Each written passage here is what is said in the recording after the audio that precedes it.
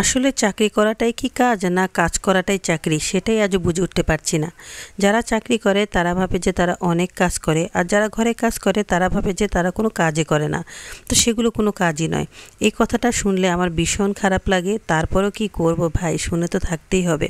আসসালামু আলাইকুম, কেমন আছেন সবাই? আশা করি ভালো আছেন। আলহামদুলিল্লাহ আমিও ভালো আছি। অনেক দিন হলো যে সকালে একটা ভিডিও করি না, যে নাস্তার কোনো ভিডিও দিতে পারছি না, কারণ আসলে আমার সময় হয় না, অনেক তাড়াহুড়ার ভিতরে আছি, আর বাচ্চাদের নিয়ে অনেক দৌড়াদৌড়ি করতে হয়, এই জন্য অনেকটা আসলে কাজ বেশি পড়ে গেছে, তাই আর করতে পারছি না। তা আজকে ভাবলাম যে আজকে একটু ফ্রি আছি, তাই সকালে একটা ভিডিও করি। তা আমি আমার ছেলেকে নিয়ে আজকে বাস লেগে গেলাম আজকে সকালে নাস্তা বানানোর কাজে। এখন আমি কয়েকটা রুটি বানাবো, আর আলু গাজর আর মটর দিয়ে একটা ভাজি করছি। এই ভাজিটা খেতে এত মজা হয় কি বলবো, আসলে অনেক মজা। তো সকালবেলা আসলে ভাজি আর রুটি একসাথে করতে গেলে অনেকটা সময় লেগে যায়, এর জন্যে বেশি করতে পারি না। তো যাই হোক, এখন ধনেপাতা দিয়ে দিলাম, আর ভাজিটা হয়ে গেছে। ভাজিটা এক সাইডে রেখে এখন আমি রুটিগুলো বানিয়ে নিচ্ছি। আর সকালবেলা তো আমার ঘরে রুটি না হলে চলেই না, কারণ রুটিটাই হচ্ছে সবচেয়ে বেস্ট। আর আমারও মনে হয় তাই, কারণ রুটিটা খেলে আমি অনেকক্ষণ থাকতে পারি আর আমার ভালোও লাগে। কিন্তু অন্যান্য কোনো নাস্তা খেলে আমি বেশিক্ষণ থাকতে পারি না, আমার খিদে লেগে যায়। আমার সাথে সাথে আমার বাচ্চাদেরও খিদে লেগে যায়, তখন একসাথে আবার এতগুলো পেট সামলানো অনেক কঠিন হয়ে পড়ে। কথা বলতে বলতে নাস্তা বানানো শেষ করে ফেললাম, আর এখন সবাইকে বেড়ে দিচ্ছি। এই যে ভাজিটা যে করেছি দেখুন কত সুন্দর হয়েছে।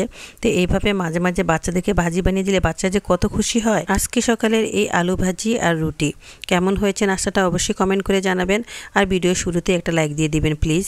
তো যাই হোক, এখন আমার ভাজি করা শেষ, আর চা বানিয়ে নিচ্ছি। সকালবেলা এক কাপ চা না খেলে কি হয়, সারাদিনের ক্লান্তি দূর করে দেয়।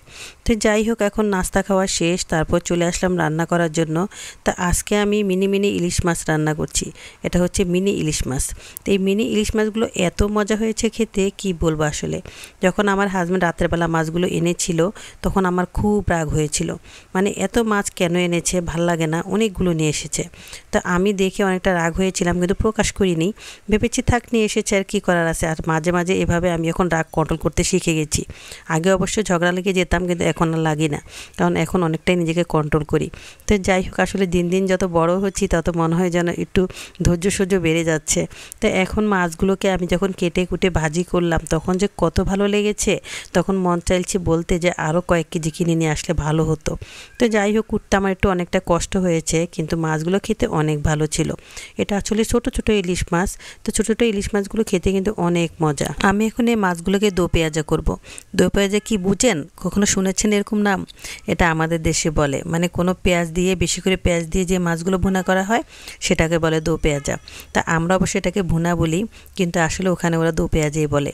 তো যাই হোক, সেটাই এখন করব। বেশি করে পেঁয়াজ দিয়েছি, কাঁচামরিচ দিয়েছি, আর একটু রসুন কুচি দিয়ে দিয়েছি। ছোটোবেলা অনেক বড় বড় ইলিশ মাছ খেয়েছি, তখন এতটাই দাম সস্তা ছিল যে আব্বা সবসময় ইলিশ মাছ নিয়ে আসতেন। কিন্তু এখন বড় হওয়ার পর বড় ইলিশ মাছ আর চোখেই দেখি না। কবে খেয়েছি আমার মনেও নেই, কারণ বড় ইলিশ মাছ আসলে এখন পাওয়াই যায় না, আর অনেক দাম। আর এত দাম দিয়ে ইলিশ মাছ কিনে খাওয়াটা আমাদের জন্য অনেকটাই কষ্টকর। তো যাই হোক, না খাওয়ার চাইতে অল্প একটু খাই সেটাই ভালো, কি বলেন? আল্লাহর কাছে অনেক অনেক শুকরিয়া, কারণ এতটুকু খেতে পারছি এটাই অনেক। তো এখন আমি টমেটো দিয়ে দিলাম, আর দিয়ে দিলাম হলুদ, মরিচ, লবণ আর ধনিয়া। শীতকাল আসার পর থেকে মনে হয় যেন টমেটো ছাড়া আমি চলতেই পারি না, এমন একটা অবস্থা হয়ে গেছে। যেটাই রান্না করি সবার আগে টমেটোটা চলে আসে, বলি না এটাতে টমেটো দিতে হবে, ওটাতে দিতে হবে। কিন্তু গরমকাল আসলে কিন্তু এরকম মনে হয় না, কারণ তখন দাম বেড়ে যায়, তখন আমিও কন্ট্রোল হয়ে যাই। তো সত্যি আসলে দাম সস্তা থাকলে আমরা যে কোনো জিনিস একটু বেশি খাওয়ারই চেষ্টা করি, এটাই নিয়ম। সস্তা থাকলেই বেশি খাওয়া উচিত, আর দাম হয়ে গেলে বেশি না খাওয়াই উচিত। তো যাই হোক, এই যে মাছগুলো কত সুন্দর করে ভাজা ভাজা করে নিয়েছি। আমার বাচ্চারা তো বলছে এভাবেই আমাদেরকে খেতে দিয়ে দাও, আর তোমার ভাজাভাজি করতে হবে না। সত্যি আসলে আমার ঘরের প্রত্যেকটা মানুষের এই মাছটা প্রিয়, অনেক পছন্দ করে।